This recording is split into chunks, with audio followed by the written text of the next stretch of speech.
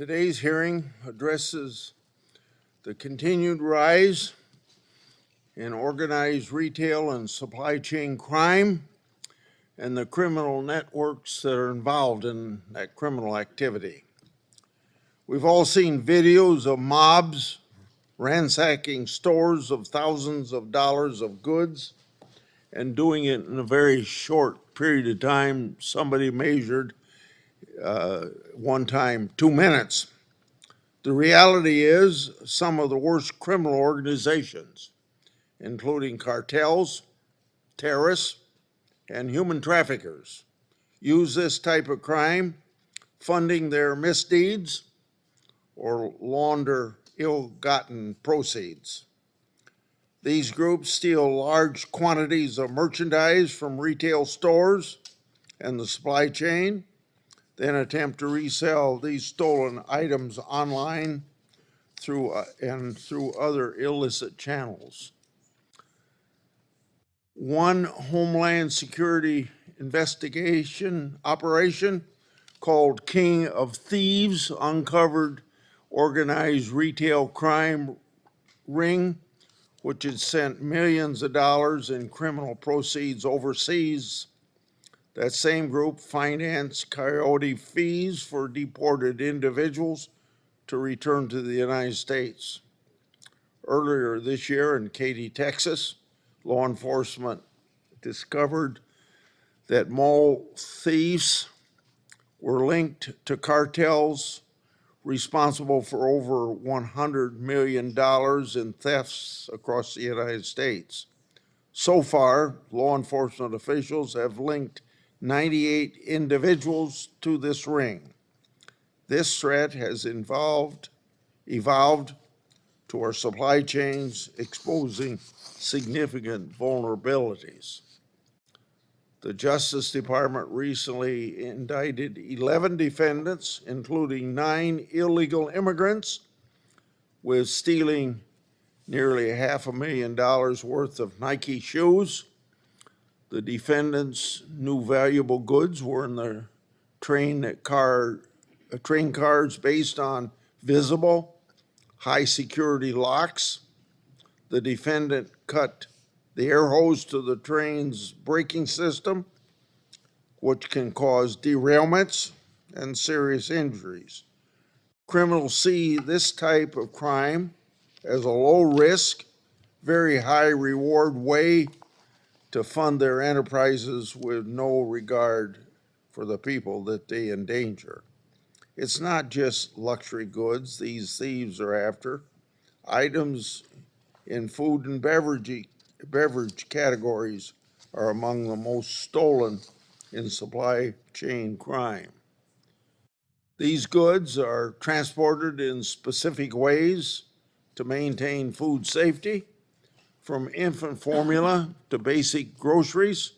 Once a seal is broken and a single pallet of goods is stolen, the entire container is no longer safe for consumption. Congress must treat these acts for what they are. They're acts of violent, sophisticated criminals exploiting a patchwork system. Efforts to address this sweeping problem through civil actions are insufficient. Criminal action must be met with criminal punishment. Federal coordination is needed to share information, promote collaborative investigations, and fully address this sweeping cross-jurisdictional crime that impacts all Americans. Homeland Security investigators estimate that the average American family will pay more than $500 annually in additional costs due to the impact of organized retail crime. This is one of the many reasons 38 states' attorney general support Senator Cortez Matos and my bill. The bill goes by the title of Combating Organized Retail Crime. Many of the signatories on this letter are from members of this committee's home state. They wrote, quote, This legislation would provide the necessary resources at the state and federal level to bring organizations and individuals behind this nationwide problem to justice, end of quote. So without objection, I'll enter the letter into the record and now call on Ranking Member Senator Durbin for his opening statement. Thanks, Chairman Grassley, for holding this hearing to look into large-scale theft of retail products that are then sold to unsuspecting consumers, often on online marketplaces. This is not a new problem. Back in 2008, I met with Home Depot. They told me the story about a drill that they sold exclusively that was being found for sale new in the box and at a discount by sellers online. It had to have been stolen some part of the manufacturing or sales process. And it wasn't just tools. This was and still is happening in all kinds of products, all kinds of stores, including cosmetics, electronics, clothes, over-the-counter drugs, toys, and as the chairman said, food and other things. I remember when the CEO of Walgreens came in to see me, based out of Illinois, and I said, now why do I have to call a clerk at your drugstore when I want to buy underarm deodorant so they can unlock the shelf and I can buy the underarm deodorant? Are these so precious that they have to have special surveillance and guarding? And he said, the fact of the matter is, retail theft takes these things in volume and sells them in volume. And of course, it's not the individual that's likely to be the one to sell it. It's some sort of an operation, which we're going to talk about today. This is a problem that affects everybody. Higher prices, lost jobs, and lost community investment when shops that can't keep up with the rising cost of theft are forced to close their doors. I've worked on this issue for a long time. As chairman of the committee years ago, I held a hearing on cleaning up online marketplace to protect consumers from stolen, counterfeit, and unsafe goods. Not long after Congress passed my Informed Consumers Act, bipartisan bill I introduced with Senator Bill Cassidy, Republican of Louisiana. This law requires online marketplaces to collect, verify, and disclose information about high-volume sellers who offer new or unused consumer products for sale on the platform. Remember that Home Depot drill that I talked to you about earlier? When they found out that it was being sold online and clearly had been stolen, they contacted the online operation and said, this is a stolen product, there's no doubt about it. And the online operation said, so what? That's not our responsibility, that's somebody else's. Well, this bill, the Informed bill, changed that. The Informed Consumers Act is guided by three principles: verification, transparency, and accountability. If someone's going to sell a large volume of goods online on a marketplace, they should tell the marketplace who they are. Home Depot couldn't figure out who was selling these drills. The online operation wouldn't identify their user. The sellers should be verified. Second, if a product sold online turns out to be a fake, stolen, or dangerous, consumers should be able to report it and find the seller. And the marketplace must ensure the seller can't just disappear and pop up later with a new account name. Third, if a consumer orders a product from one seller online and the order is actually filled by another company, the marketplace should let the consumer know. I'm sad to report to you that despite 2 years that we passed this bill, the Federal Trade Commission has literally dropped the ball on enforcing the Informed Consumer Act. It's been more than 2 years since this law went in effect. The Federal Trade Commission hasn't even promulgated regulations in 2 years to implement it. The FTC has received hundreds of complaints regarding violations of this law, but how many enforcement actions has this agency taken? None. Zero. This is unacceptable, and it must change.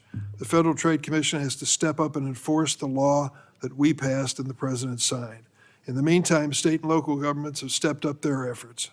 In May, in my home state of Illinois, Cook County Regional Organized Crime Task Force brought together more than 100 law enforcement agencies and 30 major retailers for a crackdown that resulted in hundreds of arrests across 28 states. That is a success we must build on. Federal law enforcement also has an important role to play, but we must acknowledge this administration has announced different priorities. Instead of combating crimes like I described, the Trump administration has diverted critical resources toward the president's mass deportation agenda. Homeland Security Investigations, better known as HSI, plays a leading role in combating criminal networks and organized crime, including organized retail theft. But under this administration, HSI has been diverted toward rounding up immigrants, many of whom pose no threat whatsoever to this country. According to one recent report, and I quote, HSI supervisors have waived agents off new cases so they have more time to make immigration enforcement arrests. One veteran agent said, no drug cases, no human trafficking, no child exploitation. It's infuriating. Instead, he said, HSI is, quote, arresting gardeners. These are not the actions of an administration serious about combating crime. Diverting federal resources endangers Americans and leaves us less equipped to target and disrupt criminals, like those organized in organized retail theft. We have to have an open and honest discussion about the role of the federal government in reducing organized retail crime. I look forward to that dialogue today. Thank you, Mr. Chairman. Thank you. Before I introduce our witnesses, I'll say thank you for the time that you put in to prepare for this and going out of your way to be with us to help us solve this very important issue. Our first witness, the Honorable David J. Glawe, President, Chief Executive Officer, National Insurance Crime Bureau. In this role, Mr. Glawe leads a united effort among property casualty insurance companies, law enforcement agencies, car rental companies, and other partners to combat insurance fraud. He served in the intelligence community and law enforcement for 20 years or more. Before retiring from public service, he was the Senate-confirmed Undersecretary of Homeland Security for Intelligence Analysis, and he happens to come from the state of Iowa. Really, yeah.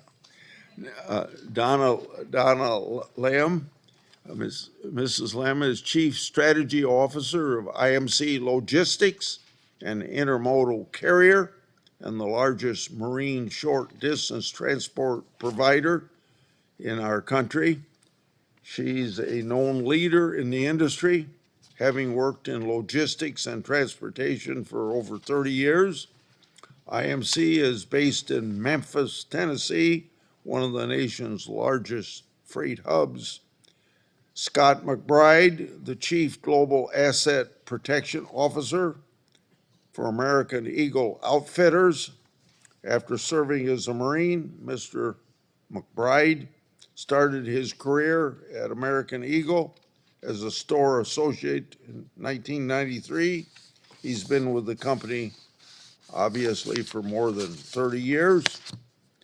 Mr. McBride is also chairperson of the Loss Prevention Asset Protection Council at the National Retail Federation. He recently received Loss Prevention Magazine Founders Award for Excellence in Leadership. District Attorney Summer Stephan.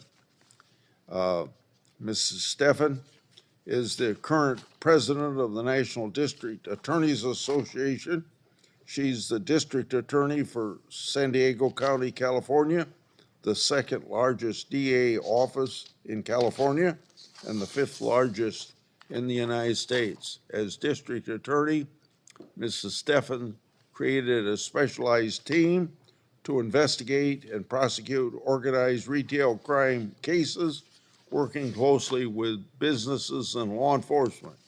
She's recognized as the national leader in combating human trafficking and sex crimes, as well as organized retail theft. Now I'm going to ask you folks to stand so we swear you in. Do you swear or that the testimony you're about to give before this committee will be the truth, the whole truth, and nothing but the truth? So help you God. They all have said yes. Now you may give your opening statement from Glawe across the table there. So please begin, Mr. Glawe. Chairman Grassley, Ranking Member Durbin, and members of the committee, thank you for the invitation to testify and holding this important hearing on organized retail and cargo theft. I'm the President and Chief Executive Officer of the National Insurance Crime Bureau. NICB is the nation's premier non-for-profit organization committed to detecting, preventing, and deterring insurance crime and fraud through intelligence-driven operations. NICB has been fighting insurance-related crimes since 1912. We are supported by over 1,200 property and casualty insurance companies. For nearly 115 years, NICB has been at the intersection of insurance industry and law enforcement, serving as the hub for information sharing to protect consumers, including for reports of suspected insurance crime and fraud. In fact, NICB is codified by name into many states' insurance crime reporting laws.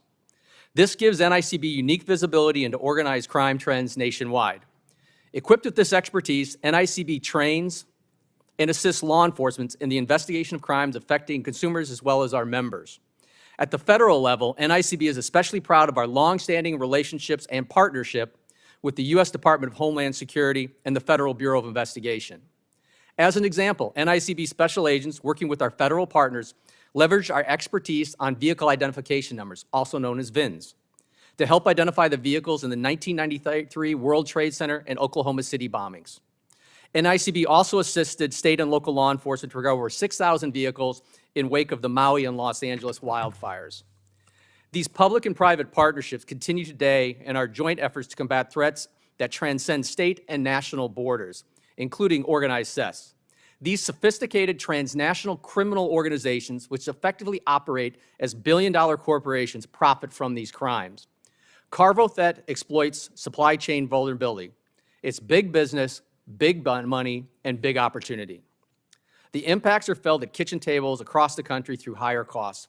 In 2024, cargo theft increased to historic highs, up 27% from 2023, with estimated losses exceeding $1 billion. This year, we expect it to rise another 22%. Other estimates suggest that cargo losses may reach up to $35 billion annually. In the past 18 months, NICB has assisted in more than 240 cargo theft investigations, leading to over 70 recoveries valued at nearly $40 million. Cargo thefts are not the result of small operations. These are well-funded, sophisticated criminal businesses, which include Mexican drug cartels, as well as operations out of West Africa, China, and Eastern Europe. Often secured stolen goods, everything from sports drinks to sports cars, are routinely exported into illicit markets to finance other criminal activities, including drugs, weapons, and even terrorism. As an example, NICB recently assisted law enforcement in uncovering a cargo theft ring that used business email compromises to successfully export stolen industrial equipment to resale overseas. In 2024, we assisted in a multi-state investigation that resulted in more than 50 arrests and the recovery of vehicles to include weapons, drugs, and more than $8 million of cargo stolen from a major railroad. And recently, as NICB assisted U.S. Customs and Border Protection in intercepting stolen TVs that were bound for Panama. NICB's investigations confirm that transnational criminal organizations are exploiting supply chain vulnerabilities by posing as legitimate or fictitious carriers through identity theft and synthetic IDs. These complex tactics compel a coordinated response from the public and private sectors. In the public sector, deterrence and coordination are critical. Criminals currently benefit from a legal framework with inadequate deterrence and fragmented law enforcement coordination. The private sector must commit to stronger carrier vetting protocols and adopting other industry standards for preventing theft. Congress can help by passing the bipartisan Combating Organized Retail Crime Act. CORCA would increase deterrence by enhancing current criminal statutes. The bill also establishes a coordination center within the Department of Homeland Security. Currently, there is no central hub for intelligence sharing and operation coordination, thus making it difficult to confront the full scope of the threat. A coordination center would address this gap. Homeland Security Investigations is well suited for this role, given its expertise in transnational criminal organizations.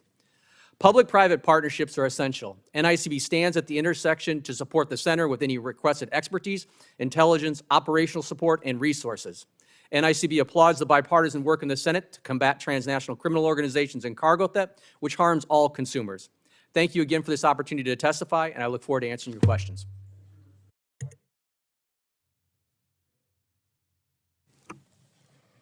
Chairman Grassley, Ranking Member Durbin, and committee members, thank you for the opportunity to testify about the exponential rise of cargo theft. We need your help.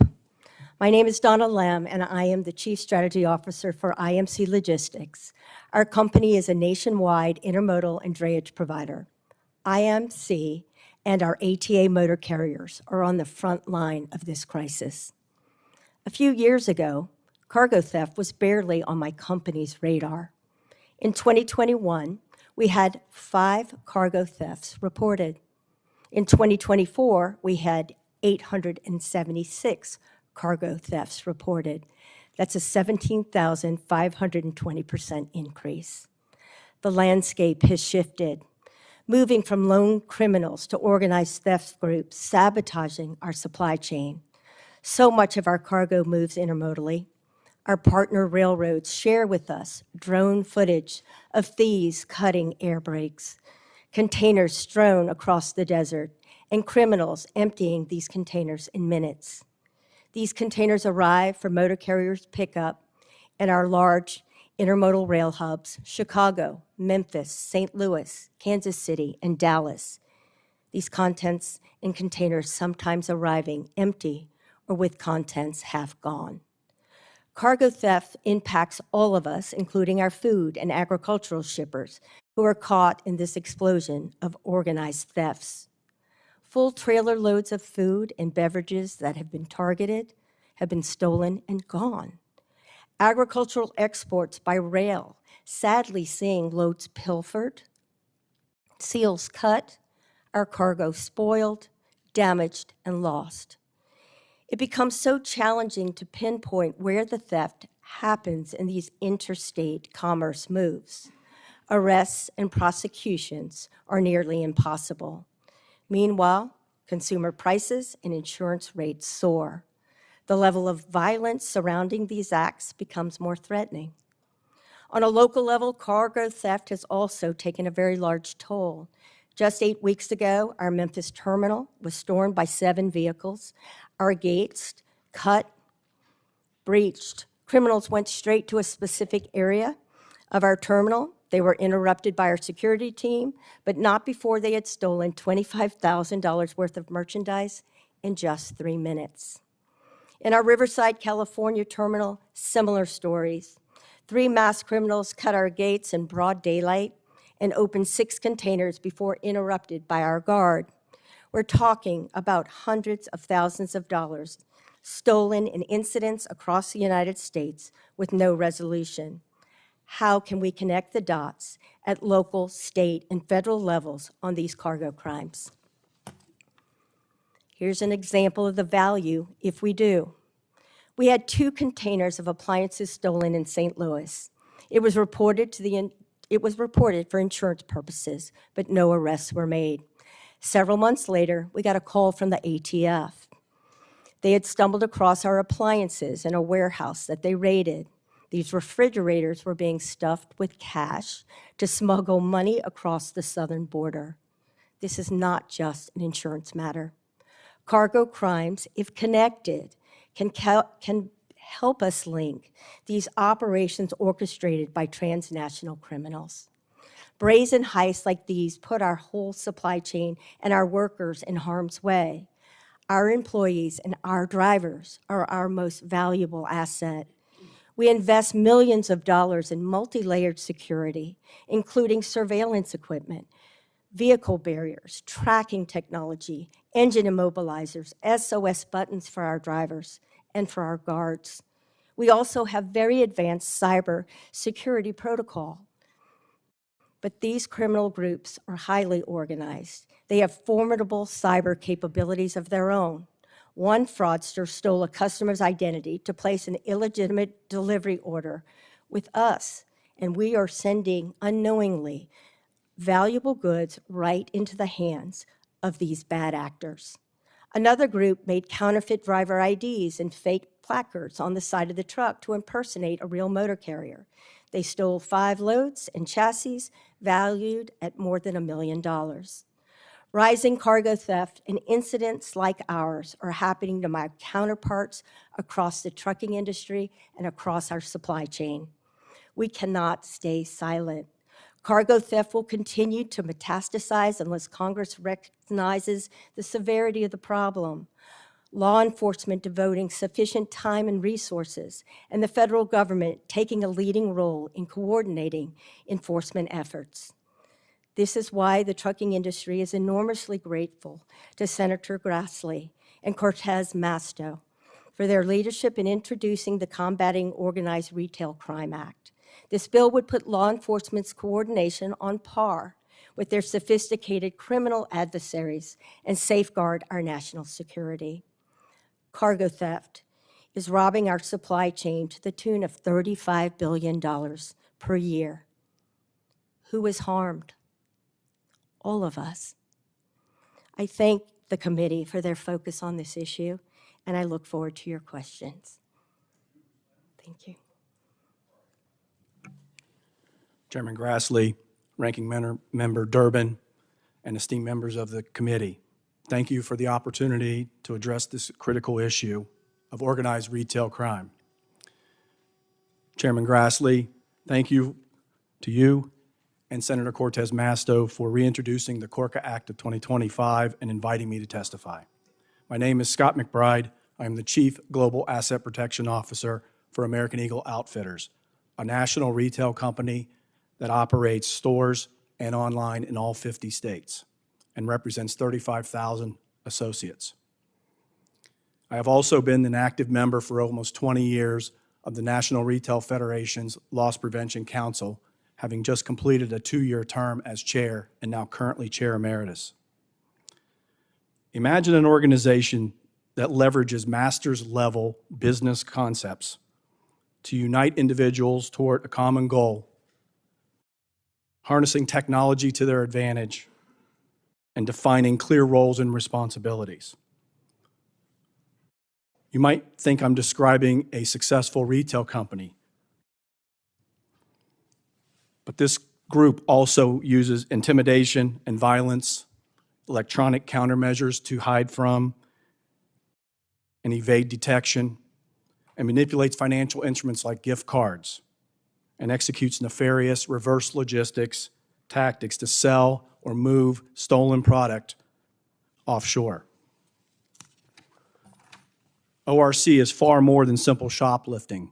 It represents a sophisticated criminal enterprise perpetrating massive thefts, escalating violence against our associates and customers, crossing jurisdictional lines to avoid prosecution, and deploying professional-style tactics to fuel their nefarious operation, including reverse logistics, illicit liquidation, financial crimes, and recruitment. They repeatedly victimize retail stores and disrupt our supply chains. This is how an organized retail crime group operates. While ORC is not new, its veracity, sophistication, and frequency and geographic reach have dramatically increased in the post-COVID era. These groups use encrypted message apps to recruit thieves, coordinate the consolidation of stolen goods, liquidate them through illicit online, tertiary, and black market sites, and even exfiltrate stolen product out of the country. Simultaneously, retailers have invested in new technology to provide a clearer insight into the scope of these thefts, pinpointing the last known location of the missing items, time-stamping video of incidents, and enhancing collaboration with law enforcement in all jurisdictions. Despite our efforts, the problem continues to grow. Consider the recent case where Homeland Security investigations, working alongside state and local law enforcement, successfully interdicted an exfiltration scheme.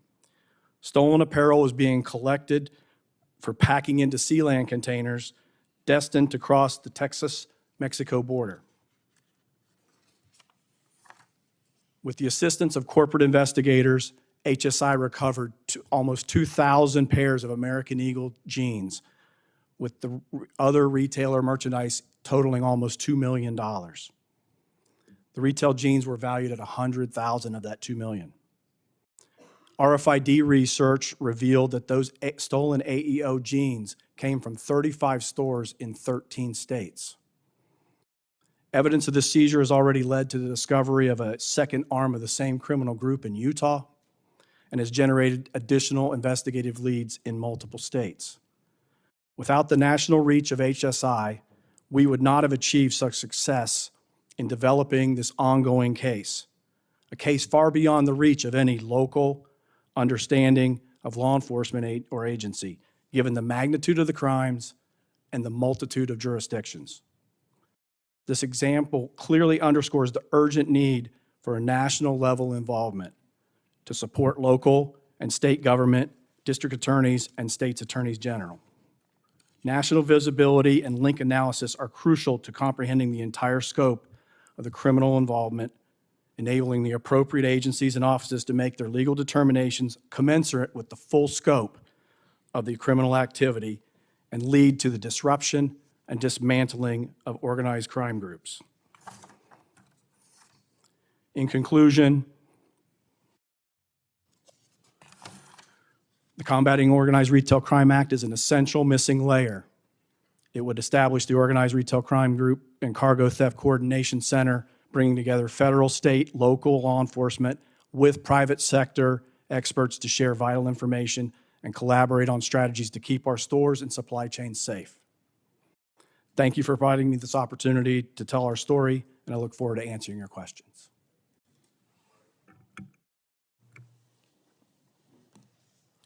Good morning, Chairman Grassley, Ranking Member Durbin, and respected members of the committee. My name is Stephan. I'm San Diego County's district attorney. I spent 28 years as a prosecutor fighting crime and violence in my community, rose through the ranks to become the elected district attorney, and currently the chairwoman of the National District Attorneys Association. I bring both the national and local experience to you to help bring a local prosecutor's view and law enforcement view to this issue. I want to focus on a topic that we often hear about, which is a characterization of this as being an economic crime. That is an absolute falsehood. Anybody who goes to a store and looks in the eyes of the employees and talks to them will see a very different picture in America than we've had in years past.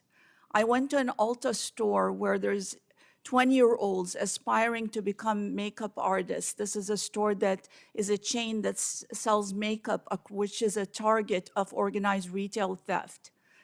The way that those clerks, young clerks, looked was very different than the past.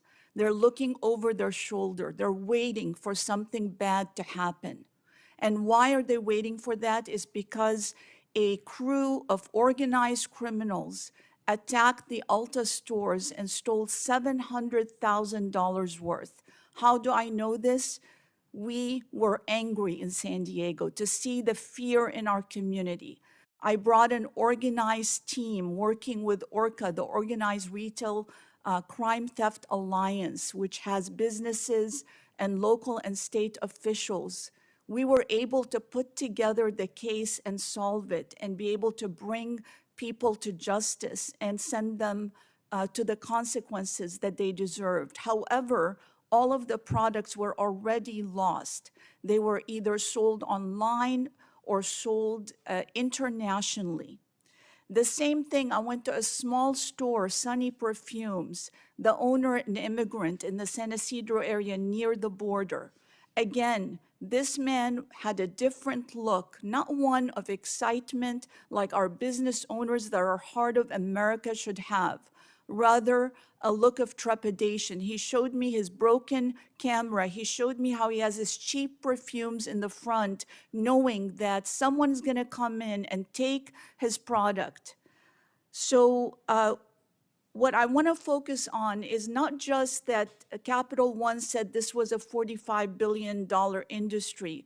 I wanna focus on our fight in San Diego, where we've tried to preserve jobs. We know that the U.S. Chamber of Commerce has said that 650,000 jobs have been lost. These are jobs for people to work and provide for their family. This elevates it by itself to a national issue. But in addition to that, because of our efforts in San Diego, we've been able to identify and prosecute in 2 years 218 defendants engaged in organized theft. And the best we could do is get up to the fence level, which is the second level, at a level of $2.6 million. Even despite these successful efforts and task forces that came together, we were unable to get beyond, to be able to track the product and the shot callers that are providing the shopping list for people to go in and steal hundreds of sunglasses worth $350,000, or makeup, or jeans, or Legos was our latest case, or our recent $8 million jewelry heist, where 2 other states suffered from the same crew, but it was unsolved because there was no alert system in the national scope that alerted us that they're coming to us potentially. These were part of identified and were prosecuted as part of a South American group, transnational group that's been identified by the FBI. They've also been the people responsible for 100 residential burglaries. And in the cases we've done, these residential burglaries have linked to multi-state residential burglaries, again proving that this cannot be solved locally. It must be solved by local, state, and national. And this is why NDAA and San Diego DA's office supports the Corca bill, because we need to bring bigger solutions to a really big problem that's affecting daily lives in every neighborhood. Thank you. Before I ask my questions, I got a couple things. One for 30 seconds. Last month, Matt Allen from the DEA told this committee that criminal investigations go hand in hand with immigration enforcement. Homeland Security Investigation Special Agent in Charge Jason Stevens agreed these crimes don't operate in isolation. Reconciliation made millions in that is intended to and will allow agents to tackle violent crime, including organized crime. Then also, I want to put in the record either statements or letters on this legislation from over 260 member companies of the National Retail Federation, the National Retail Industry Leaders Association, Ulta Beauty Incorporated, the Home Depot, National Police Association, National Insurance Crime Bureau, Association of American Railroads, International Council of Shopping Centers, Intermodal Association of North America, and the American Trucking Association. Without objections, they will be entered in record. So I'm going to start my questioning. Oh, by the way, I'll announce that on the Democratic side, the order is Durbin, White House, Klobuchar, Blumenthal, Hirano. On my side, it's Grassley, Cornyn, Blackburn, Britt, Moody. Ms. Steffens, you're a strong supporter of my bill. You just made an outstanding statement. The bill amends current law to enable prosecution of organized retail and supply chain crime groups using interstate and foreign commerce, and establishes the Organized Retail and Supply Chain Crime Coordinator Center at HSI. How would this legislation improve the ability of both law enforcement and prosecutors like you to tackle organized retail crime? I believe that, Senator, that this would be a game changer, because with the 218 organized crime cases that our office has done in San Diego, we have not been able to break through to what is going on nationally. We know these groups are operating nationally, internationally. In fact, the retailers tell us that their trackers are sounding off in the middle of the seas, heading to different countries. But the investigations stop at the local level. This is a national problem that's draining the economic resources from Americans, hardworking Americans, but it's also draining the heart and soul and security of human beings. We have to be able to bring national solutions. We have multiple examples where national, state, local solutions work. When we're dealing with, for example, elder scams, we brought a national task force with the FBI. That's the only way we were able to identify nationals from China that had organized these scams, and were able to actually bring both RICO actions on the federal, and my office brought state actions. Fentanyl, we've been able to drop that in San Diego by 37%. Absolutely would not happen without working with Customs and Border Protection on a fast team where we got that done. Thank you, Mr. Glawe. You've served at the top level of law enforcement and intelligence. We know from DHS reports that cartels, terrorists, and human traffickers either facilitate organized retail and supply chain crime or use its proceeds to finance other crimes. How are transnational criminal organizations using organized retail and supply chain crime to further their criminal activities? Chairman Grassley, thank you for the question. We are embedded with the Department of Homeland Security, HSI, and Customs and Border Protection in all the major ports and with the FBI, and we're embedded with all 50 fusion centers, or 50 states and multiple fusion centers as well. NICB is involved as the information hub for the insurance carriers, the private sector, and these organizations. We've done it for 115 years. We have seen goods moving overseas. In Mexico, we repaid over 2,000 vehicles that have ended up south of the border. We know that these stolen goods are going to West Africa and the Middle East. From my prior role as the undersecretary and as an FBI agent here in Washington, we know that the supply chains are interdicted with Lebanese Hezbollah. We've seen that through Hamas, and we know the Mexican drug cartels are involved with the goods going south of the border. A coordination center, a center for excellence to coordinate intelligence from the private sector and my partners to my left, and from the local law enforcement, as well as coordinating operations, is critical. This committee is well aware of OCDEF and SOD, the Counterterrorism Center, Counterproliferation Center. These centers provide the hub for information and operational, sharing information and coordinating resources, as well as tactical level response. We know the model, we know the successful model, and this bill would get us there, or partially there. Ms. Stephan, Title 18 makes federal crime to transport stolen property with a value of $5,000 or more in interstate and foreign commerce. Supreme Court case law allows prosecutors to aggregate the value of stolen goods in common scheme to reach that threshold. Why is aggregation of theft amounts very important?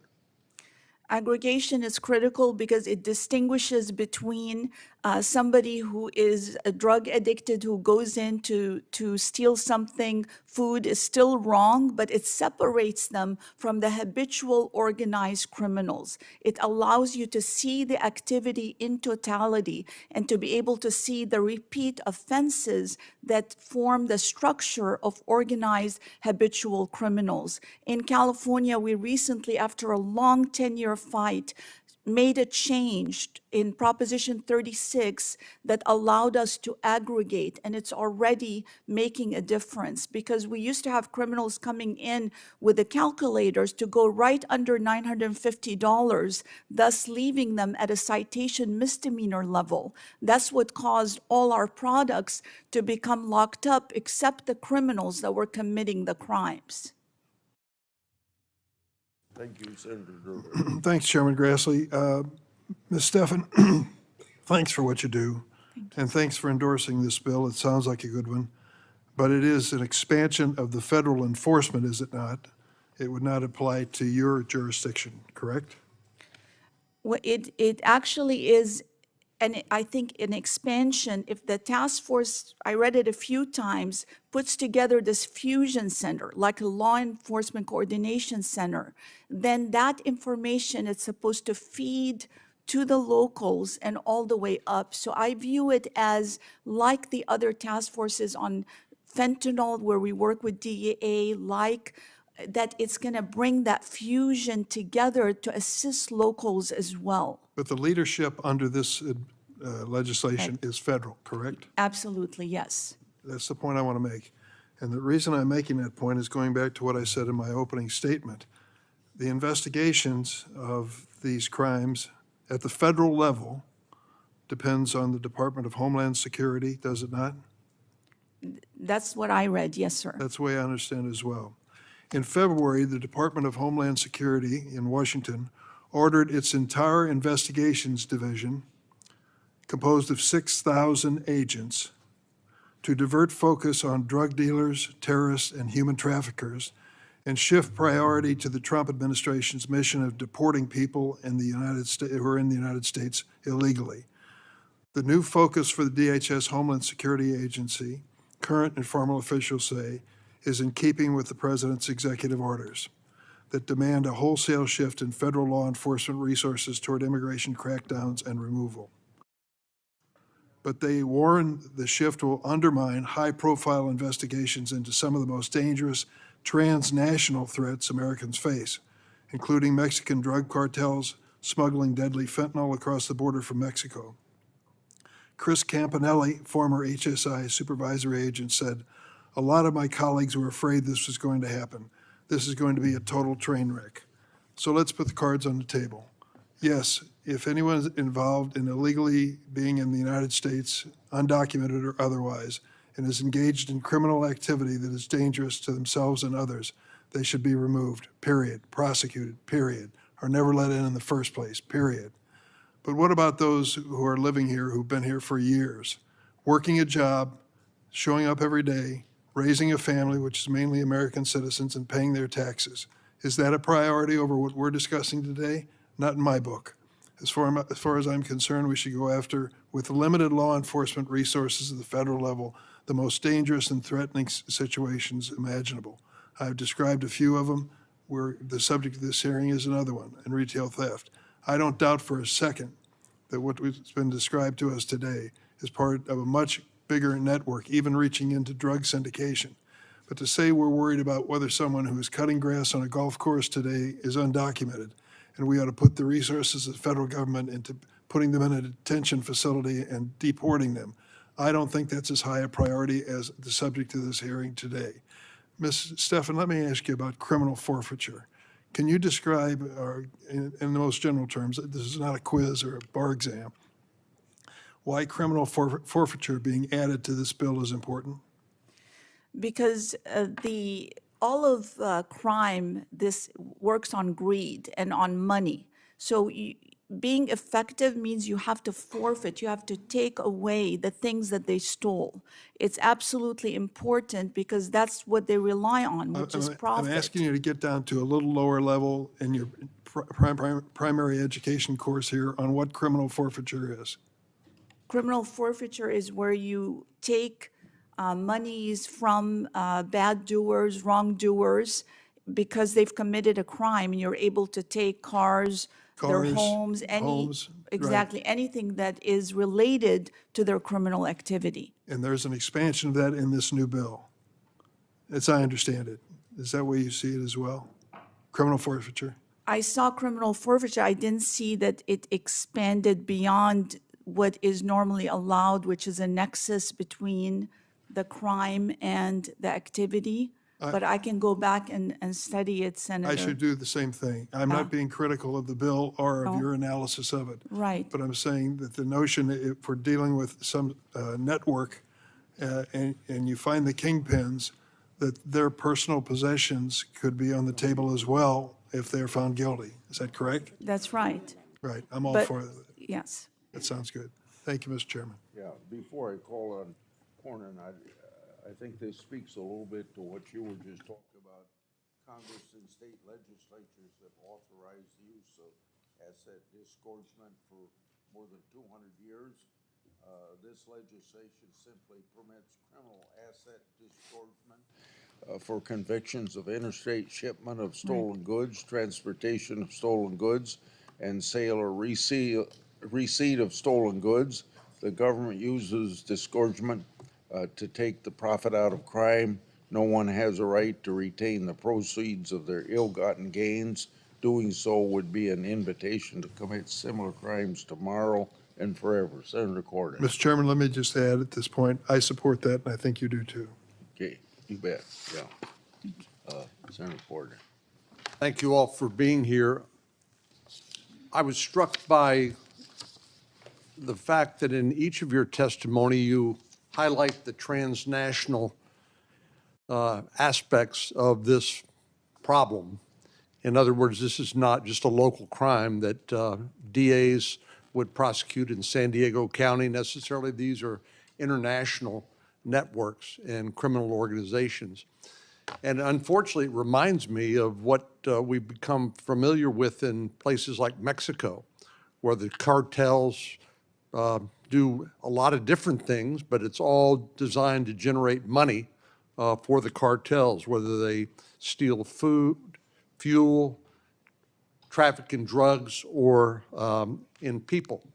And now it seems like it's crossed our borders into the United States, because I note that in the Katy Mills Mall case that occurred in April of 2025 at Katy Mills Mall in Texas, two of the individuals that were apprehended had Mexican IDs. And then in the news, we hear about, for example, marijuana farms in California where unaccompanied minors who were allowed into the country without any real restriction during the Biden administration were part of the roundup there. ICE, Immigration and Customs Enforcement, estimates that there are as many as 662,000 illegal immigrants currently in the country who have either criminal convictions or criminal charges pending against them. And it strikes me as this is quite a workforce for some of these criminal organizations. In other words, things don't stop at the border, and when people get into the United States who are unvetted and who have criminal convictions or make crime their life's work, they've got to be doing something. And I wonder, Mr. Glawe, do you think that part of the fact that we've had these open border policies in recent years that have allowed unvetted people, these aren't just people who want to come here to work and have a better life, these are people who are unvetted, we don't know who they are, but if it includes such a large contingent of people with criminal convictions or who are currently charged with crimes, aren't they part of the workforce that are used by these organized criminal organizations to do what we're talking about here today? Senator Cornyn, thank you for the question. And in my current role and past role, we know transnational criminal organizations know no boundaries. These are billion-dollar businesses. The Sinaloa cartel is one of the best known. It runs like a Fortune 500 company, moving people and moving goods. It's all about the money. These organizations have connectivity to nation states and terrorist organizations. We've seen that. This committee's well briefed on that and has oversight on some of those cases. Regarding the vetting of individuals and good, it is a critical component to protect the United States. As the Undersecretary for Intelligence, and I was the head of Intelligence at Customs and Border Protection, I know that very well. And identifying those criminal actors, those criminal networks, those terrorists that are coming in and out of the United States, and the goods that are being supplied in and outside of the country, the vetting process is critical.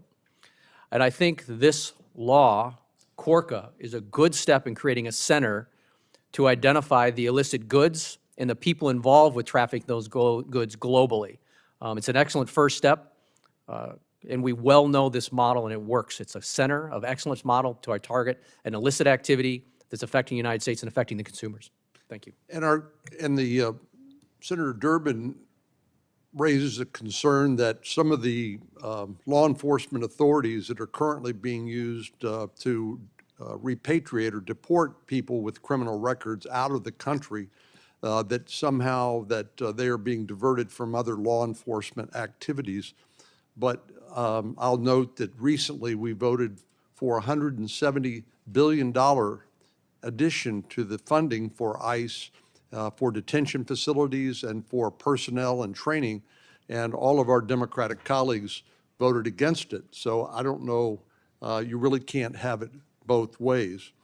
But do you believe that, as I do, Mr. Glawe, that these go hand in hand in terms of addressing this problem? You can't get at this problem without dealing with the people who are on the ground committing these crimes on a daily basis, who are then connected with these international organizations, can you? Intelligence sharing on individuals and organizations in the supply chain is critical to have a hub for information sharing to identify those nefarious actors and operationalize a response. Thank you. Senator Hirano, you're next. Thank you, Mr. Chairman. Thank you all for testifying. I think part of the concern regarding the organized retail crime situation is the lack of, I would say, adequate information and data. Would you agree that we should have a better system of determining how much of this is going on? I realize that you're here because it is a serious concern, but I do think that since a lot of this data is not reported to the National Incident Bank based reporting, for example, that that is an area that could be improved. Wouldn't you agree? Any of you? I'd just like to comment that I agree. And one of the things that's been so interesting as we prepared for this testimony, our own statistics. I agree with you that the stats that are being reported are maybe a fraction of really the actual theft that's going on. Motor carriers are the eyes and ears of our supply chain. We see everything. We're the first ones to see if that seal's broken, right? And we're the first ones, because we are held, as soon as we outgate, responsible for that load. And so when we looked at our own statistics for the past 4 years, it's staggering.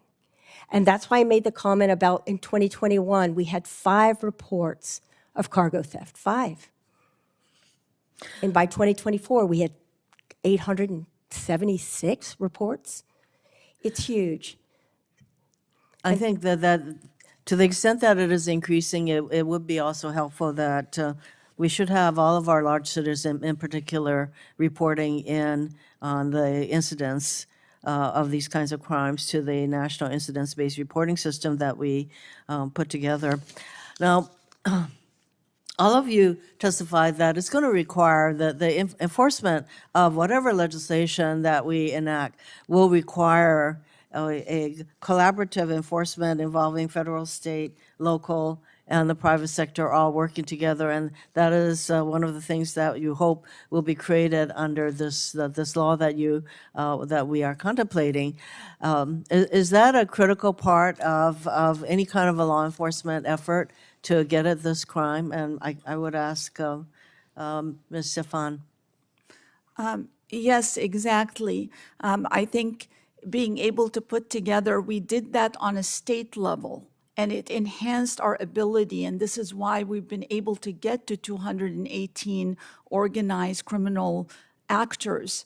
But we know that it goes well beyond that. So being able to organize a similar thing on a national level, because I can cite you multiple cases, Senator, where this same group that we were able to hold accountable in San Diego went to Chicago, Illinois, did damage, went to the state of Washington, did damage, and we finally caught them. We're unable to prosecute them for those out of state crimes, but we were able to join our California crimes together. But we didn't have any kind of alert or information, data sharing about what to look for, what is the profile, what's coming our way in this big jewelry heist that I mentioned. I hope I was, maybe there's another question. And with regard to the data sharing and all that, that this is something that Homeland Security would supply. Is that your expectation under this bill, that would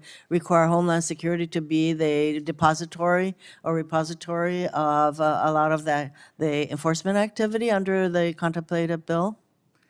I expect a federal agency to do it because of my experience with federal agencies. For example, in the area of elder scams, we were simply guessing until the FBI took on the leadership of our Elder Justice Task Force. We were able to then connect the dots and find out that my seniors were losing $98 million a year. Excuse me, I am running out of time. So to the extent that there's going to be a much bigger federal involvement in enforcement, there is a concern about what is happening at Homeland Security as well as the Department of Justice, and the diversion of resources and bodies to other than prosecuting and going after these kinds of crimes. And literally dozens of experienced people who are normally focused on these kinds of crimes are no longer there. So we can pass whatever laws we want, but unless there is that commitment to enforcement at the federal level, we're going to continue to run into resource problems. Thank you, Mr. Chairman. Thank you. Senator Blackburn. Thank you, Mr. Chairman. Ms. Lemm, welcome. We know that you and IMC do a great job in Memphis, and we appreciate that you are here today before the committee. How long have you worked in logistics? Actually, 38 years. 38 years.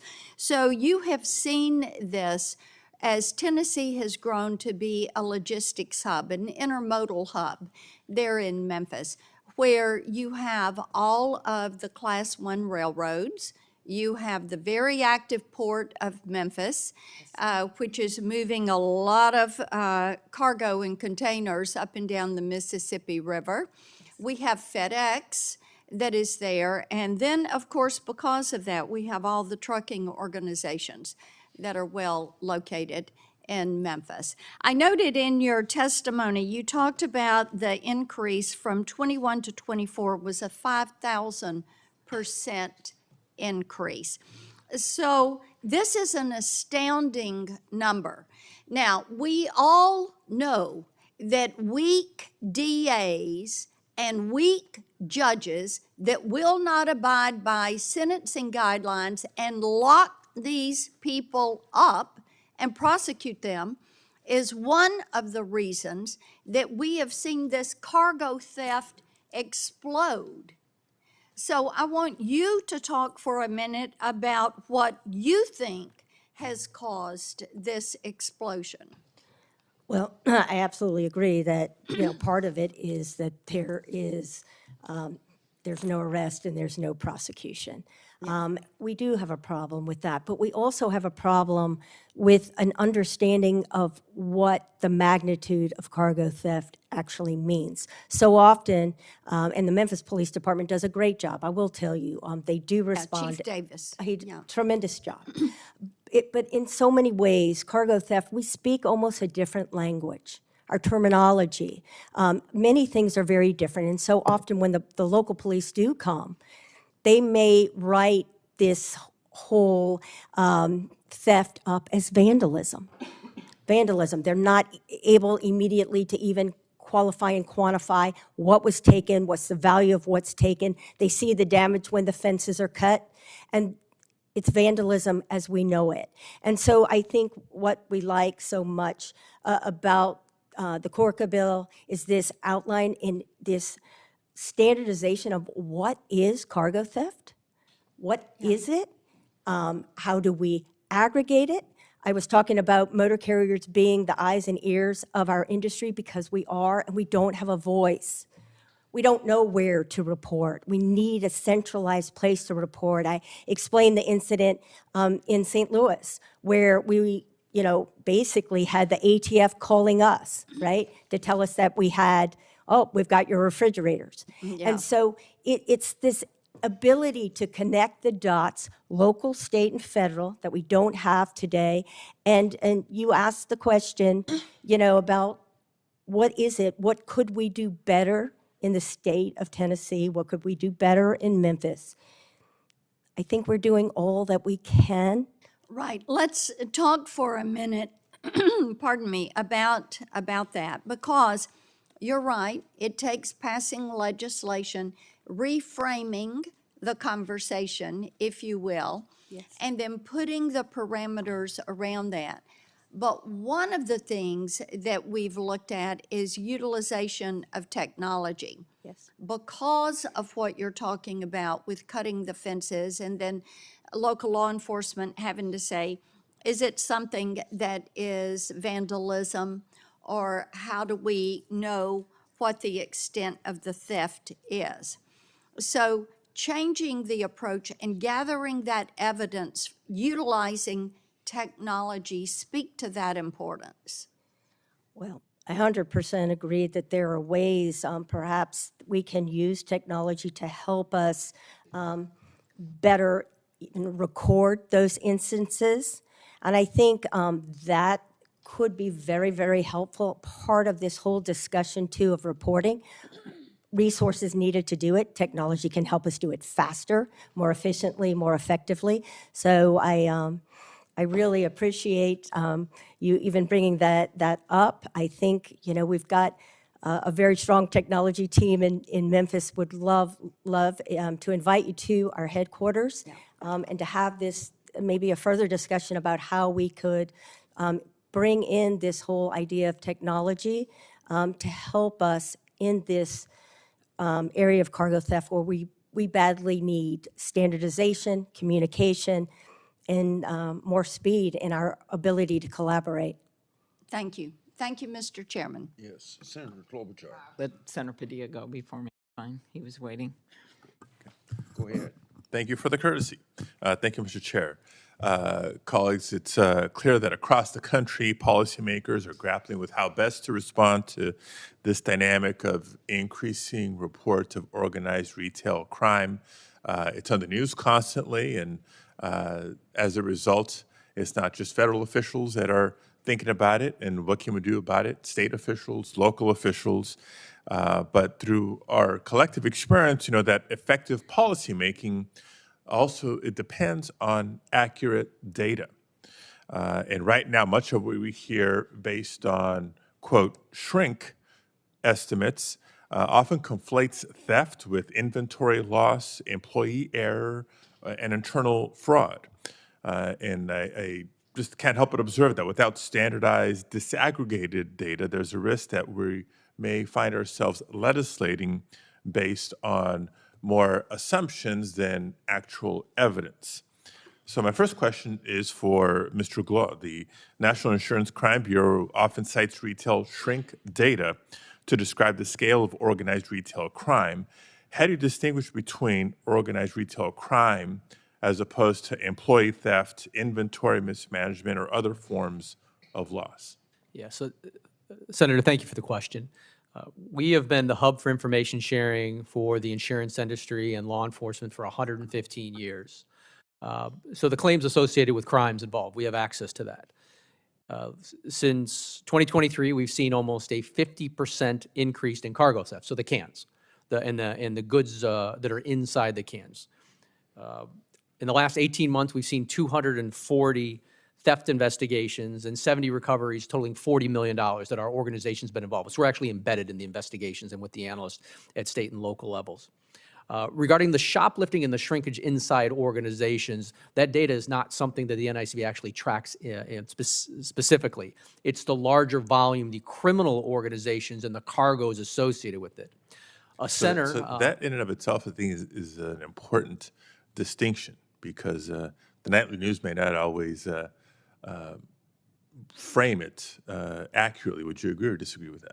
I would say the cargo theft, we can speak specifically because we have the data associated with that. The data regarding organized retail theft, the crimes which we know are associated with some criminal organizations where the supply chain goes overseas, but the actual data associated with that, I think this legislation would be a good first step in providing some granularity, because local law enforcement is really when you're talking about those theft reporting and where they get their data from. It doesn't resolve necessarily to the federal system or into the claims data that we would access according to crimes. Right. Let me jump to a different topic. Time goes by quickly in this committee. Organized retail theft crosses the state lines and implicates complex networks, which you began to touch on, Mr. Glawe, from theft to transport to resale. But addressing the issue effectively requires the right federal partners as well. It's a public-private partnership if we're going to crack down on this, with the right tools and oversight. Now, the Department of Justice and the FBI in particular have a long history of handling multi-jurisdictional property crimes with prosecutorial discretion and judicial accountability. But Corica, you referenced the proposal, would shift that role to the Department of Homeland Security, raising questions about mission creep or surveillance. So, Mr. Glawe, given your background in both national security and fraud prevention, do you think DHS is the best agency to address an economic property challenge? Senator, again, thank you for the question. And I did spend a large part of my career in DHS and the FBI, so I have an idea of both organizations. Department of Homeland Security at the ports, Customs and Border Protection, we're embedded with them on identifying illicit activity and goods going overseas, specifically vehicles. We're in multiple major ports. We've covered a lot of high-value stolen vehicles at the ports and those goods transiting the ports. CBP is an important interlockant on people and goods traveling across the borders and identifying illicit activity. HSI has a long history of working transnational criminal organizations as well. We worked with them when they were former customs special agents as well before 9/11 when DHS was formed. DHS is a logical point of being the center here, but I think in partnership is critical with the FBI, our local law and state partners, as well as national security, which we didn't touch on, is we need to identify these networks that are associated with national security threats, being terrorism and nation states. So a center where this can be done is very important, and this bill is a good step. So I agree when it comes to the cargo dynamic and ports of entry, when it comes to retail shops and theft being conducted at that level. I think that's a different question, needing a different set of tools, experience, and expertise from the federal partners. Last question, I know my time is up, but if the Department of Homeland Security were to gain access to both business and consumer data, again, at the retail level, not through the supply chain, how do we prevent that information, that consumer and business data, from being used for unrelated purposes? Senator, I think the prioritization, as Ranking Member Durbin said before, on violent criminals, transnational criminal organizations that are a threat to the United States, that transit the borders is critical. This center, the vetting of people and goods that travel for threats to the United States that are associated with violent criminal organizations, Mexican drug cartels, as well as terrorist organizations is critical, and this center would be a good first step to do that. Okay, thank you. Thank you, Senator Mr. Chair. Britt. Thank you, Chairman Grassley, for convening today's hearing, and thank you to all the witnesses for taking time to be here. I'm proud to be a co-sponsor of the chairman's bill, and I agree that both deterrence and a coordinated response are essential to addressing the issue. We know organized retail crime and supply chain crime have been a growing problem in recent years. So as my time before I came to the U.S. Senate, I was president and CEO of the Business Council of Alabama. This is something we dealt with our members across the state.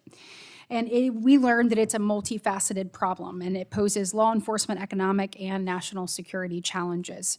While these activities involve theft, and of itself is a crime that must be addressed, one of my concerns is to the extent in which organized crime in the retail and supply chain area are carried out in furtherance of additional illicit crimes. And so to the extent in which that often involves a sophisticated criminal network, my first questions are for Mr. Glawe and Ms. Stephan. Based on your experience, what are some of the downstream illicit activities that are tied to or furthered by the retail and supply chain theft? Thank you, Senator, for that question. What we do know is when, for example, our ORCA, our Organized Theft Task Force, does these investigations, hundreds of search warrants, it's not uncommon to find the retail theft goods along with guns and drugs. Okay. So we see that interconnection right there. We don't have the federal tools currently to be able to then tie those to specific activity and to what cartels, what organized crime is involved in this particular shipment that we have right there. And that's where the bill that you're supporting really can come into play and help us.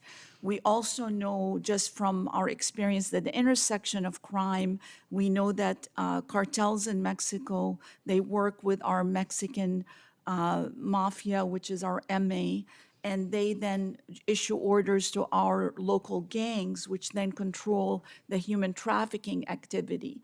It's very hard to separate. These criminal organizations are there based on greed and profit.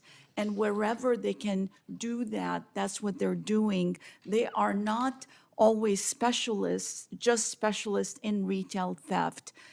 In a recent case that we did that had the South American theft groups that were linked to hundreds of residential burglaries, especially targeting our Asian communities, where they would watch as they're in their business and they would attack their homes while they were away. They would survey.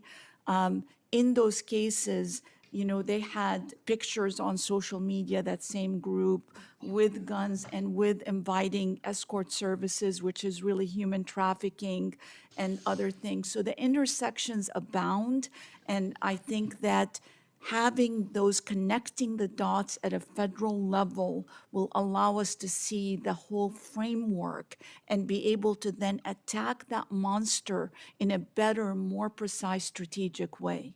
Thank you so much, Ms. Stephan. And Mr. Glawe, before you answer, not only the downstream illicit effect, but also how does this fit into the larger picture of these transnational criminal organizations, and kind of speak directly to that as well?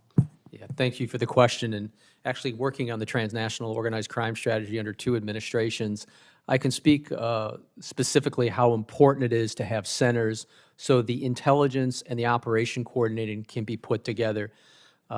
The national security threats and transnational criminal organizations cannot be stated more emphatically, that we need these centers to be able to run this information against classified databases to understand if these are being sponsored by nation states, being it North Korea, Iran, China, Russia, or these are by terrorist organizations. We know all too well, this committee had oversight on the Lebanese Hezbollah bulk cash smuggling involving vehicles in 2010, 2015 era. There's historical cases that show the model works, but you have to have a center. Oversight is appropriate, where you can run classified and unclassified data together that brings state, local law enforcement, federal, and the private sector together to identify those criminal networks that are associated with the highest threats to the homeland. And let me ask you in my few remaining seconds, you obviously mentioned the center. Can you speak to any gaps in information sharing that may need to be addressed, and how we actually, through the coordination and creation of this center, can work to actually fill those gaps? So every center, from the Organized Drug Enforcement Task Force to the Counterterrorism Center that we know well, the models works, there will take time for the policies and the strategies to get in place, and of course the correct oversight and the legal parameters that go with it. But the public-private sector partnership is critical, but also bringing together disparate law enforcement organizations from the Federal Bureau of Investigations, Homeland Security Investigations, to CBP, and our national security partners to identify the threats that are the biggest to the United States is critical, and the center is a good first step. Excellent. Well, thank you all for being here. I have some more questions, but I will submit those for the record. Senator Klobuchar. Hello, thank you so much for being here. I was talking to Senator Whitehouse there about my previous job when I was a prosecutor, and we actually set up a whole group of prosecutors to work on this retail theft. It seems like our problems were simple back then compared to now. But I guess I'll start with you, Ms. Stephan. Could you tell me how this federal legislation would ensure that criminals who engage in what is actually different than it was back then, I'll say, that's now organized retail theft, face accountability? Thank you, Senator Klobuchar. The cases that we've done, which have been 218 cases in over 2 years with $2.6 million loss, show us that there's a footprint, and it's outside our state, it's across the nation, and an international footprint. A recent $8 million jewelry heist The Rolexes were gone overseas with the fence being in Chile. So it will enhance our ability to be ahead of it, to prevent the same type of jewelry heist had happened in the state of Washington, but we received no information, our local task force, to tell us there's this trend, be on alert to it, because it's extremely sophisticated. That's why that retail crime coordination center would be so important. 'cause Exactly. you'd get that information. Mr. Glawe, could you tell me how transnational criminal organizations use cargo theft to actually fund other illicit operations? We have seen an exponential increase in cargo theft over the last 3 years. In 2023, we saw almost a 27% increase. We're seeing another 22% increase. That's a 50, well, we estimate into 2025, we'll be 50%. We know this supply chain is going overseas. We know it's going over our border. These stolen goods essentially have a 100% markup. You steal it and your profits are 100%. So the question is, how do we identify those nefarious actors, those networks that are the biggest threat to the homeland, as Senator Britt just talked about? That's the need for those classified databases to be run against these criminal networks, and you know well, Senator. And this bill would provide us the strategic and tactical intelligence to address these biggest threats to the homeland, which we have no doubt that these supply chains are being used to facilitate for. Thank you. And Mr. McBride, I think this is an important point. How do the threats of violence by these organized retail crime cartels not only threaten the safety of store employees, but also make it hard to keep the stores open? Thank you for the question, Senator. Yes, it's the threat of violence and the actual violence that some of my peers have experienced is grown exponentially over the last decade. My fellow witness here testified to the attitudes of some of the store and shop owners that are concerned for their safety when they're operating their shops. The intimidation tactics to come back and to be able to re-victimize the retail locations over and over again is grown so much that we have had to implement additional countermeasures. We've had to implement training to keep our employees safe. We've had to lock up and hide. All of that leads to a reevaluation of the investment that's being made in new stores, different locations, and those types of things, and has, in some cases, with the entire retail sector, led to product deserts in some parts of this country because stores have had to close up and leave because they could no longer sustain a viable operation because of the violence, the crime, the theft, and the losses that they are incurring. Okay, very good. Ms. Lemm, last but not least, so first of all, thank you for the support for the Ocean Shipping Reform Act, the bill that Senator Thune and I did. Yes. And as many of you know, that was about the pricing during the pandemic that was hurting our farmers and our retail, making it really difficult. And after we passed that bill on a bipartisan basis, then President Biden signed it into law. It actually, the rates went down for a number of reasons, but I think the threat of that and the Maritime Commission eventually doing rules made a difference. And it wouldn't have happened without companies like yours, so. Just one question on this topic. Do you agree that cargo theft poses a risk to the security of our food supply chain? I absolutely do. To explain that quickly, why? Yes, Senator, and thank you for the question. First of all, food and beverage is the #1 targeted commodity in cargo theft, #1. And why? Demand, of course. It's so difficult to track. It's so easy to distribute.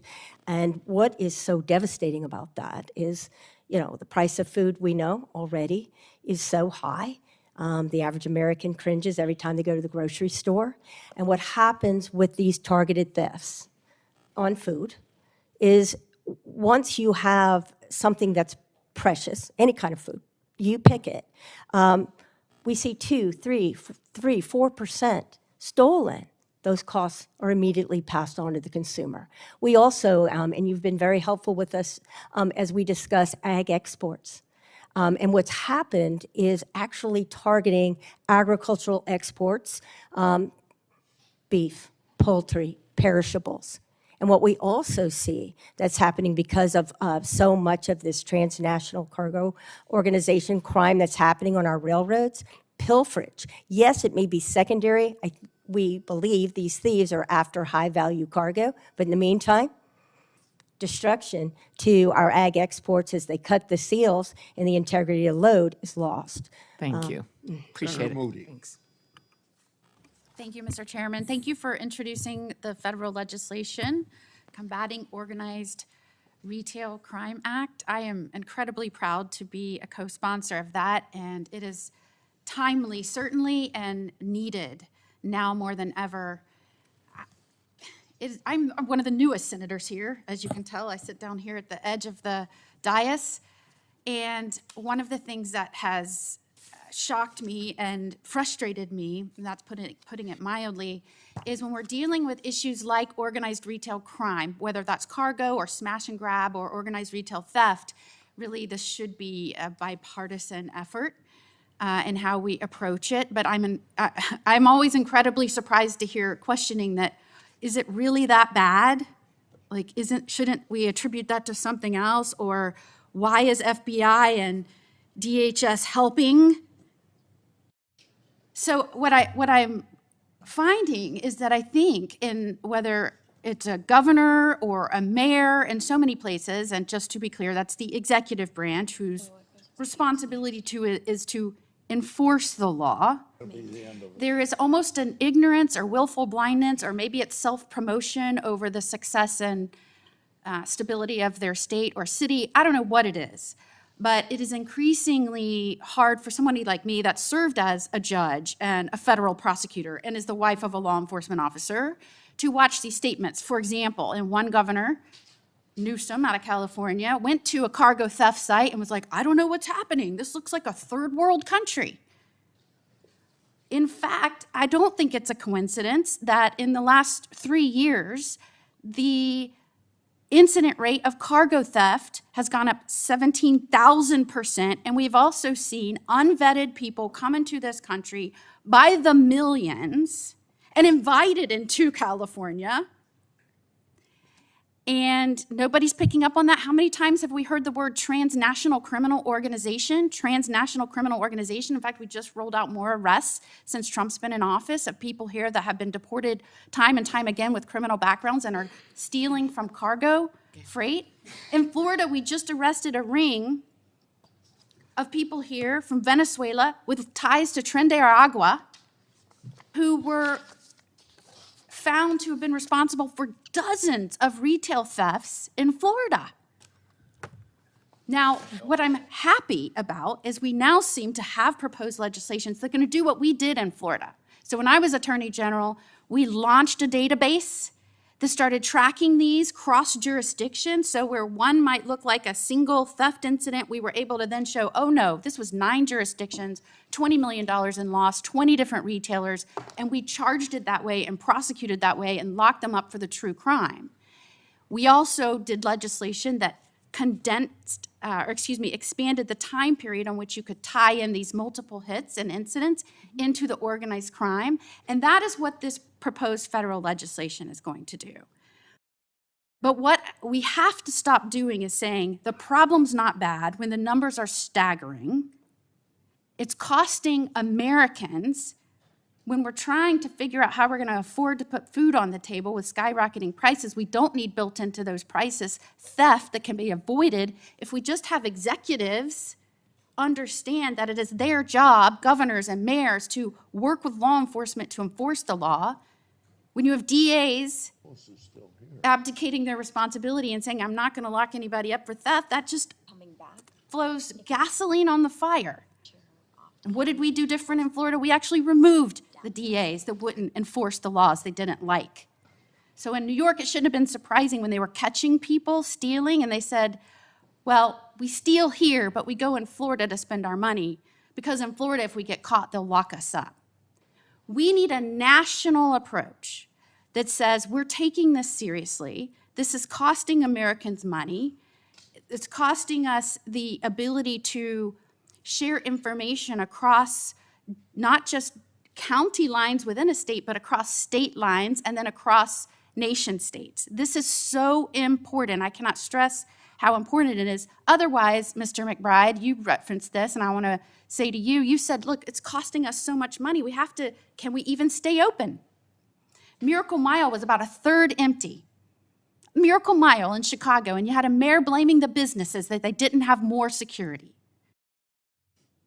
If that is not short-sightedness in the role of an executive in an executive branch, I don't know what is, and that is a primary driver of this. Mr. McBride, can you say, from your experience, how much do you think costs go up as a percentage as a result of this organized retail crime? So I cannot speak exactly to a number. I can tell you that the losses are absorbed by corporations for as much as they possibly can stand, but it does end up coming back to the consumer in a lot of different ways, whether there's cost of goods, because we have to provide additional inventory to cover the gaps that now are missing from the store, cost of security, cost of training, the cost of rehiring associates when they no longer feel safe enough to want to work in those locations. So it is a very exponential amount of increased effort and costs on the part of every single retailer, because every single retailer in this country, in every single state, have been victimized in some way by these crime groups. Thank you, Mr. Chairman. Senator Whitehouse, and then I don't know, Senator Tillis, are you going to ask questions? Okay, I've got to go vote, so you guys will have to work this out here. We'll manage. Ms. Stephan, I think you're the prosecutor here on the panel, is that correct? I believe so. I'm one that doesn't mind prosecuting. Yeah. So there have been some Well, comments. that's usually a good attribute in a prosecutor. I wanted to, first of all, let my colleagues know that I'm very happy to work on legislation to focus on the organized nature of these theft rings. I'm a little skeptical of making ordinary shoplifting a federal offense, but I think we can figure out our way through that as we start to actually design legislation. So I just wanted to open with that point. One of the very powerful laws for dealing with criminal organizations, specifically criminal enterprises, as you will have figured out from my use of the word enterprise, is the RICO statute. And both transporting and selling or receiving stolen goods are RICO predicates. Could you walk us through where there have been RICO successes at dealing with these systemic theft rings that then obviously have to transport, sell, or have somebody receive the stolen goods? And where you've run across, or your colleagues in law enforcement have run across, legal impediments to using the RICO statute against this predicate offense. So in California, our state statutes don't have an actual RICO component. We don't have the laws as strong as the federal side. This is why in our, for example, fentanyl task forces and in our elder justice task force, the cases that are solved in the task force are provided where the federal prosecutor takes those cases that involve a RICO element because it's such a powerful tool, and the state So prosecutors... California does not have a state RICO law? On the state side, no, we don't. One of few. We're fighting, we fight for different, we have conspiracy laws, but they're not the Yep. same as RICO statutes, but You would have this to go to the U.S. attorney and Exactly. work with them in order to get a prosecution together. How about your colleagues around the country who have state RICO laws? Have they been able to bring cases involving transportation, sale, or receipt of stolen goods under those state statutes? They've done, I mean, through NDA, I know there's been a lot of successes in bringing organized retail theft cases. San Diego We've brought 218 cases, even under. But not our under re- RICO. Not under RICO, but Yeah. under an organized retail theft statute, Yeah. which is a little easier to get to. But those tools that allow you to go to the higher ups, whether it's organized retail theft or RICO, are absolutely imperative. Well, I'm going to close out here and turn the gavel over to Senator Coons, who is the last senator who can get us in all sorts of trouble alone in the room. I move the confirmation. Exactly. I would love if you have a chance, if there is any particularly helpful document out there from the NDAA, for instance, about the use of state RICO statutes in this area, or if you have any personal experience from your colleagues that would help inform our deliberations, or if there have been any good uses of your colleagues bringing cases to federal U.S. attorneys and getting RICO prosecutions that resulted. I'd love to get that from you, so I'll make that as a question for the record, if I may.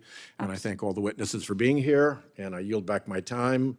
And Thank you, Senator Whitehouse, and Senator. thank you to the witnesses. And I'd like to thank Chair Grassley and Ranking Member Durbin and their staff for pulling together this hearing.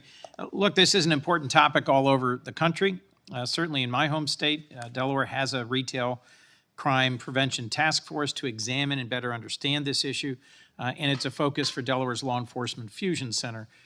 Interstate organized networks present challenges for any one state, and so I'm very open to seeing how we can coordinate federal resources and federal legislation to help address this and to coordinate intelligence sharing and prosecution.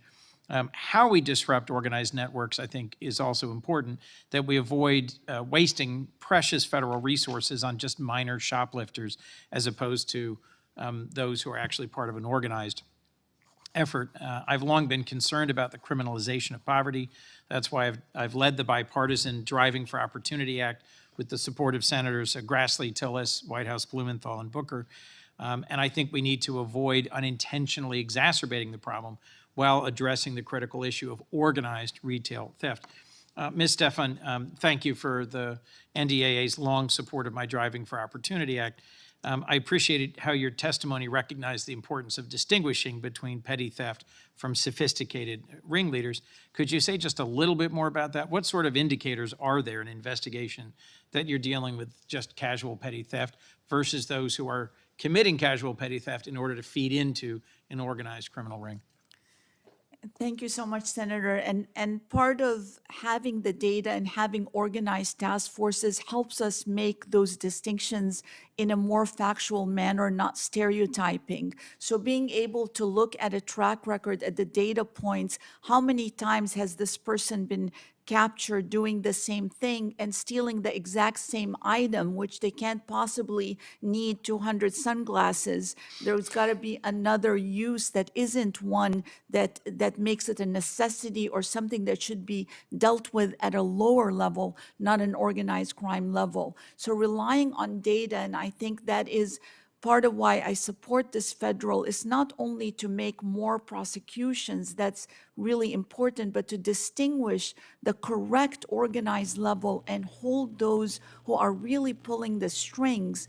And sometimes they're using vulnerabilities such as homeless people trying to feed an addiction, a young kid who's wants to have a phone, different things. We've seen those solicitations of young people, vulnerable people. So having the correct data at the national level, the state level, the local level allows prosecutors to make good decisions that comport with justice. Thank you. I also have to vote. One last question, if I might. Mr. Glawe, on behalf of the National Insurance Crime Bureau, any thoughts about how we would get better data? I mean, you gather data in a very broad way, neutral way.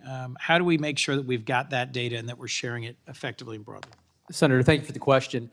So we bring together over 1,200 property and casualty insurance carriers and the claims associated with crime and suspicious activity. We've done this for 115 years. We started with auto thefts. We were actually the hub for all auto thefts back in 1912. So this is what we do, and I would say we do it really, really well. But that engagement and partnership with state, local law enforcement, and the private sector, and my partners to my left and Summer, is critical to this. And we've seen the centers, and I've said this throughout my testimony, the Organized Crime Drug Enforcement Center, the Counterterrorism Center, the Counterproliferation Center, a center to bring us all together and unite us, public and private sector, but as well as running the information against national security threats. So we're prioritizing resources against the biggest threats to the homeland of Mexican drug cartels, terrorist organizations, nation states, Iran, North Korea. We know they're involved in organized crime. Some of the biggest cases I had were in the FBI, was against those organizations. So a holistic approach, and this bill, Corca, would have that good first step for us to start building that center so we can prioritize resources and all have strategic and tactical intelligence to address this threat. Thank you. That makes great sense to me. I appreciate all of your testimony. This will conclude our hearing, and any written questions can be submitted for the record for 1 week from today. I'll ask the witnesses to answer and return those questions to the committee within 2 weeks. Thank you again, and this hearing is hereby adjourned. Thank you.